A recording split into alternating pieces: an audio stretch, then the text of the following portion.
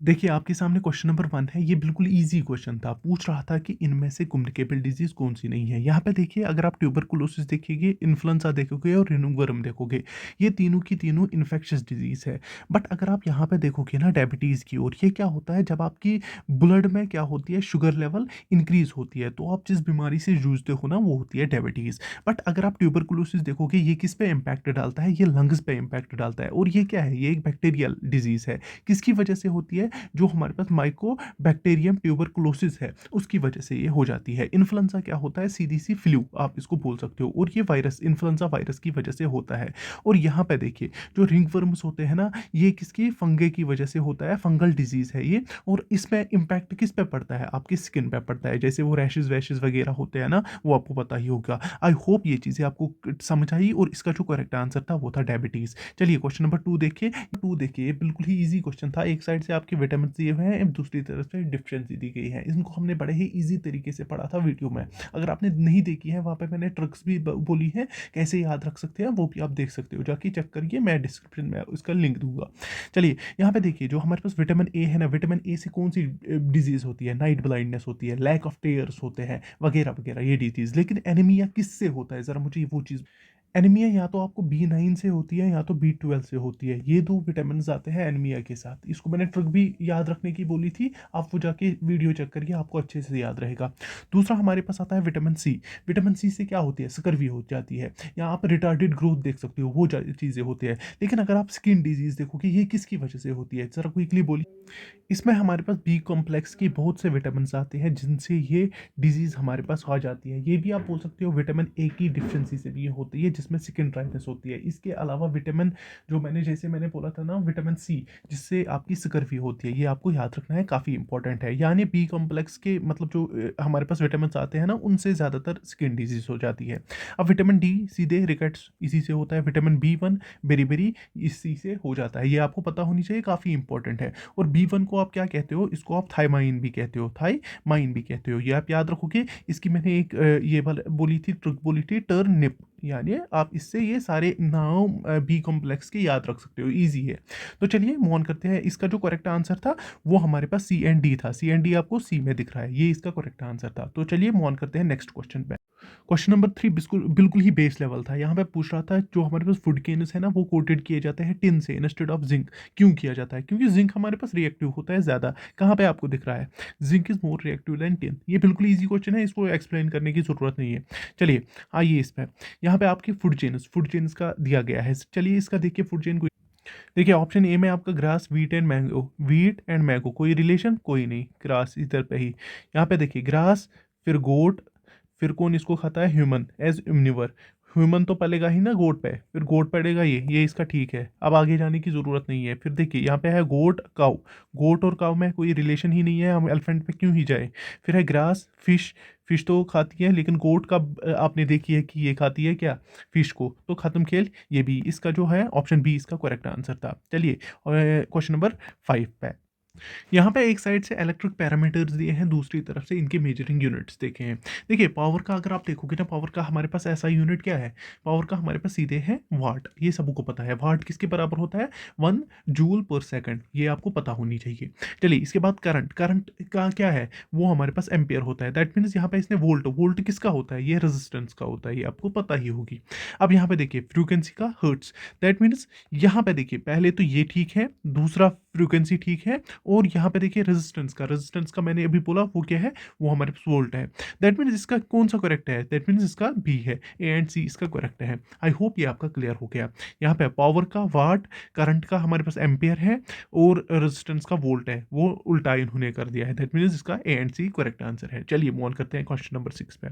यहाँ पे देखिए एक साइड से आपके पास इनके नेम्स दिए गए हैं, जो हमारे पास क्या बोलते हैं इनको, केमिकल्स है। दूसरी तरफ से इनके सिंबल्स दिए गए हैं। आई होप ये आपका क्लियर है। देखिए सोडियम का क्या होता है? वो आपका Na होता है, सोडियम जिसको आप Na बोलते हो। अब Na कहाँ पे है? वो आपका यहाँ पे है, 3 पे है। एक सेकंड मैं इसको क्लियर करता हूँ, उससे ईज़ी हो जाएगा। सोडियम का Na, सीधी-सी बात है। एटॉमिक नंबर पूछा जाएगा कभी तो 11 याद रखना, दिमाग में डाल के रखना। अब कार्बन का देखिए, कार्बन का क्या होता है? C, सीधे। एटॉमिक नंबर कितना होता है? वो होता है 6, ये भी याद रखिए। B का C। अब सल्फर का, सल्फर किसके साथ? वो सीधे S होता है। एस सल्फर का एटॉमिक नंबर हमारे पास 16 होता है, ये भी आपको पता होनी चाहिए। वैसे ही कोबाल्ट का सीधे CO, कोबाल्ट CO होता है, एटॉमिक नंबर इसका 27 होता है। दैट मीन्स अगर आप देखोगे यहाँ पे A3 B4 B4 और आपका यहाँ पे C1 एंड आपका D2। देखिए यहाँ पे कहाँ पे आपको A3 B4 C1 and D2, आपका C इसमें ये वाला करेक्ट है। आई होप ये भी आपका क्लियर हो गया। देखिए क्वेश्चन नंबर नेक्स्ट। देखिए अपने क्वेश्चन नंबर 7 की ओर ये पूछ रहा है कि वो फोर्स जो शॉर्टर टाइम के लिए एक्ट करता है और विद टाइम वो वेरी भी करता है, आपको उस फोर्स का नाम बताना है। वो हमारे पास इम्पल्सिव फोर्स होता है। आई होप आपने भी यही आंसर किया होगा, काफी इजी क्वेश्चन था। देखिए यहाँ पे ये बोल रहा था कि टर्म जो हमारे पास सुमाग है ना और इसकी लेयर्स किसने डिफाइन किए थे, किस सेंटेंस ने। सुमाग तो सबों ने सुना होगा, काफी इजी वर्ड है, इसको मैं एक्सप्लेन नहीं करूंगा यहाँ पे। और इसका जो करेक्ट आंसर है वो है हेनरी एंटीनियो, यही इसका करेक्ट आंसर था। और इसके बाद देखिए यहाँ है कि आपके पास दो स्टेटमेंट्स हैं, आपको बताना है इनमें से करेक्ट कौन है। देखिए यहाँ पे पहला पूछ रहा है कि लाइफ जो है ना अर्थ पे वो एग्जिस्ट है due to green house effect. हाँ, ग्रीन हाउस इफेक्ट ही एवरेज टेम्परेचर मेंटेन कर रहा है, जिससे सर्वाइवल इजी हो जाता है किस पे, अर्थ पे। दैट मीन्स ये इसका करेक्ट है, ऑप्शन 1 तो करेक्ट है। दूसरा देखिए ये बोल रहा है increase of emission of green house gases, पता ही होगी इसमें CFCs आते हैं हमारे पास वगैरह वगैरह। इज ए नेचुरल प्रोसेस, क्या ये नेचुरल प्रोसेस है? नहीं, ये किसकी वजह से होता है? ये मैन की वजह से होता है। इसमें इंडस्ट्रियल इम्पैक्ट होता है, जो हमारे पास मोटर व्हीकल्स होते हैं उनका इम्पैक्ट होता है, या हमारे पास जो मशीन यूज करते हैं उनका इफेक्ट होता है। तो मेनली तो इसमें मैन मेड का ही जो इम्पैक्ट होता है। दैट मीन्स ये नेचुरल प्रोसेस नहीं है, तो आप इसको गलत करवा सकते हो। तो इसमें आप बोल सकते हो इसमें सिर्फ एक ही ठीक है, यानी ओनली वन इसमें करेक्ट है। देखिए अब क्वेश्चन नंबर 10 क्या पूछ रहा है। क्वेश्चन नंबर 10 में भी आपके स्टेटमेंट्स दिए गए हैं, आपको बोलना है कि इसमें से करेक्ट कौन नहीं है। देखिए infinite storage of fossil fuels पहले ही है। फॉसल फ्यूल्स क्या है, जो millions of decades of years लेंगे बनने में, आपको ये पता ही होगी, ये मुझे एक्सप्लेन नहीं करना है। बट ये एक ना एक दिन तो एग्जॉस्ट हो जाएगा। फॉसल फ्यूल खत्म तो खत्म, मतलब इनकी स्टोरेज भी खत्म हो गई वहीं से, मतलब ये पहला तो गलत है। अब देखिए यहाँ पे बोल रहा है sun can be taken as inexhaustible source of energy. हाँ, इसकी जो एनर्जी है वो आती रहती है, वो कभी खत्म नहीं होगी, ये तो करेक्ट है इसमें, ये चीज करेक्ट है इसमें। अब बोल रहा है कि waste of the nuclear power plant can be easily disposed of, ये इजीली डिस्पोज किया जाता है? नहीं, बिल्कुल भी नहीं। ये तो इसमें तो बहुत सारी चीजें, बहुत सारी बोलते हैं ना उसको, मतलब टेंशन पालने पड़ते हैं इसको डिस्पोज करने के लिए। दैट मीन्स ये और ये गलत। आई थिंक इसका जो अब करेक्ट थिंक नहीं, इसका जो करेक्ट आंसर है वो है A एंड C आपको कहाँ पे दिख रहा है, वो आपको ये दिख रहा है। आई होप ये आपको करेक्टली अच्छे से समझ आया होगा। तो A एंड C इसका C पार्ट ही करेक्ट आंसर है। चलिए यहाँ पे देखिए इसको, जो मैंने रिवीजन सेट लाया था ना जम्मू एंड कश्मीर का पूरा, जिसमें मैंने पासिस वगैरह, उसमें मैंने बोला था ये किस में आ जाता है, ये हमारे पास त्रिकुटा में आता है। दैट मीन्स विष्णु, जो हमारे पास विष्णु देवी, जो जो आप बोल सकते हो northern part of Jammu and Kashmir में आता है, तो ये त्रिकुटा में आता है, ये आपको पता ही होनी चाहिए। चलिए देखिए क्वेश्चन नंबर 12 बिल्कुल ही इजी क्वेश्चन है। पूछ रहा है कि इसमें से क्रोनोलॉजिकल ऑर्डर हमें प्रोवाइड करना है। ये कुछ मूवमेंट्स हैं हमारे फ्रीडम स्ट्रगल के, इजी है। जलियांवाला बाग मैसेकर कब हुआ था? ये हुआ था 1919 में। दांडी मार्च कब हुआ था? 1930 में, सबको पता होगी। लखनऊ पैक्ट कब हुआ था? 1916 में, आई होप पता होगी। क्वाइट इंडिया मूवमेंट कब हुआ था? 1942 में। तो खेल तो खत्म यहीं पे हुआ। 1960 मीनस C पहले आएगा। C कहाँ पे? ये और ये खत्म, C तो पहले आएगा, ये और ये भी बचे हुए हैं। अब दूसरे नंबर पे क्या आ जाएगा? 1960 19 ये A, तो इसके बाद A, दैट मीन्स ये गलत, इसका B करेक्ट आंसर होगा। इसका क्रोनोलॉजिकल ऑर्डर रहेगा C A B और D। आई होप ये आपका समझ आया होगा। चलिए यहाँ पे देखिए ये वाला क्वेश्चन बिल्कुल ही ईजी।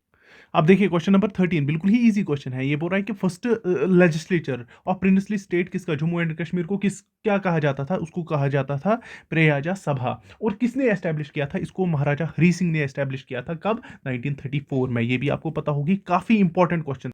अब इस क्वेश्चन को देखिए, क्वेश्चन नंबर 14 को, कितना इजी क्वेश्चन है। ये बोल रहा है कि इनमें से कौन सी ट्रिब्यूटरी नहीं है किसकी? झेलम रिवर की। विशु भी है, सिंध नाला भी है और वेरीनाग की भी है। मैं यहाँ पे एक स्क्रीनशॉट दिखाता हूँ आपको, उससे समझ। इधर देखिए ये वाला क्वेश्चन, यहाँ पे आपको सारी tributaries, left bank and right bank tributaries देखिए, पास करिए, आपको सारा कुछ पता चलेगा। तो इसका जो करेक्ट आंसर था वो था D पार्ट। आई होप ये आपने बोल दिया।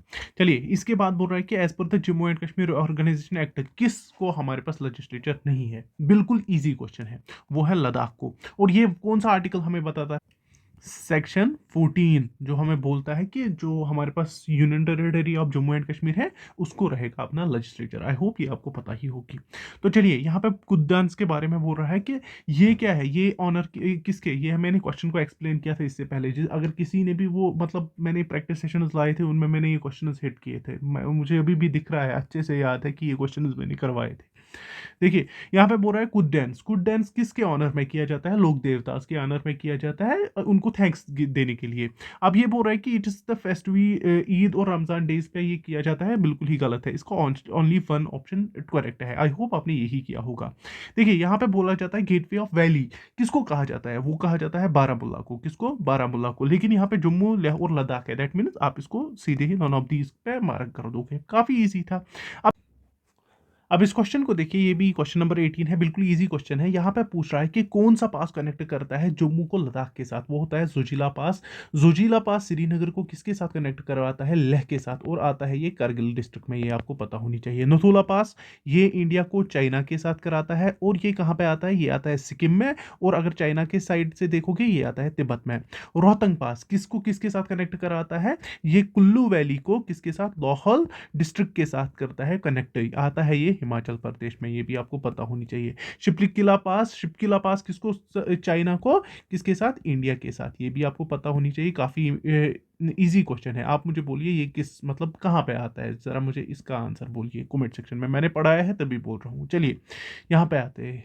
अब बोल रहे हैं कि इनमें से option language of Jammu and Kashmir कौन सी है। अगर आप देखोगे ना रीऑर्गेनाइजेशन एक्ट ऑफ 2019, उसमें हमारे पास कितनी ऑप्शन लैंग्वेजेस है, 5। कौन कौन सी है जरा, कश्मीरी भी है, डोगरी भी है हमारे पास, कश्मीरी डोगरी, और हमारे पास आती है उर्दू, हिंदी, ये तो आ गई, और इंग्लिश। ये सारी की सारी हमारी ऑप्शनल लैंग्वेजेस हैं। तो चूज क्या करते हैं इसमें, मुझे नहीं पता, अगर आपको सही आंसर पता है। लेकिन आप ये भी बोल सकते हो अगर लेजिस्लेटिव असेंबली में कोई लैंग्वेज बाईपास मतलब कोई भी लॉ और रेगुलेशन या रूल पास करवाना है वो आप सिर्फ इंग्लिश में करा सकते हो, यानी लेजिस्लेटिव असेंबली की इंग्लिश है। बाकी हमारे 5 ऑप्शनल लैंग्वेजेस में जिसमें कश्मीरी, डोगरी, उर्दू, हिंदी और इंग्लिश आती है। मुझे नहीं पता इसका आंसर क्या आएगा, वो आप खुद से डिसाइड कर सकते हो क्या आएगा इसका आंसर।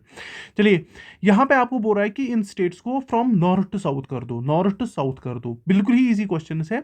देखिए यहां पे अगर देखोगे पहले कौन आता है, जरा देखिए इसमें, ये सबू को पता होगी। पहले आएगा हिमाचल प्रदेश, फिर आएगा मध्य प्रदेश, फिर आएगा तेलंगाना, फिर आएगा तमिलनाडु। एक बार देख लेते हैं मैप क्या। देखिए यहाँ पे हिमाचल प्रदेश आपका, फिर मध्य प्रदेश, फिर आपका तेलंगाना, फिर आपका तमिलनाडु। आई होप ये आपका क्लियर हो गया। यही आपका इसका ऑर्डर था, नॉर्थ से साउथ, नॉर्थ से साउथ। अगर पूछा होता साउथ से नॉर्थ तो आप ऐसे आते, तो आप ऐसे आते। तो इसका करेक्ट आंसर आएगा ADCB, यानी ये इसका करेक्ट आंसर होगा। आई होप आपने यही आंसर किया होगा।